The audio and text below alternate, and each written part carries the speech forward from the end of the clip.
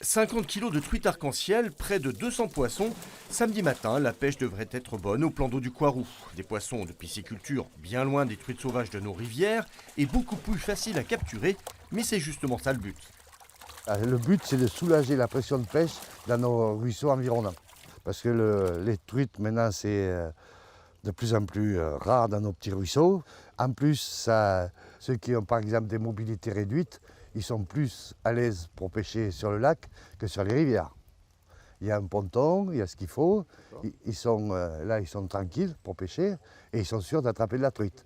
Tandis qu'en rivière, c'est pas sûr. Et oui, les truites sauvages sont non seulement beaucoup plus difficiles à capturer, mais aussi moins nombreuses. C'est pourtant ce que recherchent de plus en plus de pêcheurs. Pour ceux qui ne pêchent pas pour manger, la fédération a créé 15 parcours de graciation sur le département, comme ici sur la Saint-Bonnette.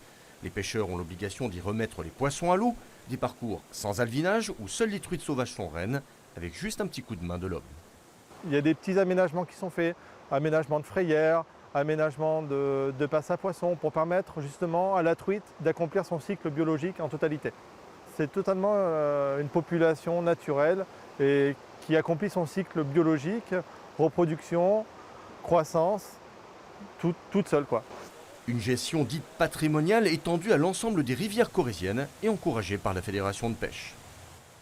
Maintenant, direction la Fédération de pêche pour savoir comment sont gérées les rivières et comment s'annonce cette ouverture. Son président va tout nous dire. Dans notre département, l'état des cours d'eau ne permet pas toujours aux truites sauvages de se reproduire. Sans le travail de la Fédération et des 31 associations de pêche du département, elles auraient disparu depuis bien longtemps. Un patrimoine piscicole à préserver et dont la gestion est désormais bien rodée. On met du poisson dans des plans d'eau fédéraux. Donc le poisson, il est mis, il est prêt à être attrapé, c'est de la truite arc-en-ciel. Ça, c'est la première gestion. La deuxième gestion, c'est on met du poisson sur des cours d'eau.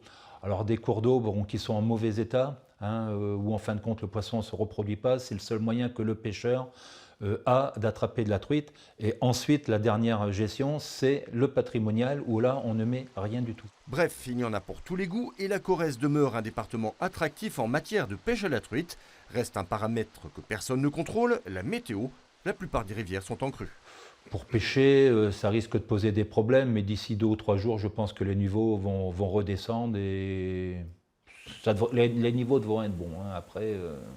En Corrèze, l'état des populations de truites sauvages demeure fragile. Ces 2 dernières années, la reproduction n'a pas été bonne. La Fédération de pêche encourage donc les pêcheurs à limiter leur capture ou relâcher leur prise.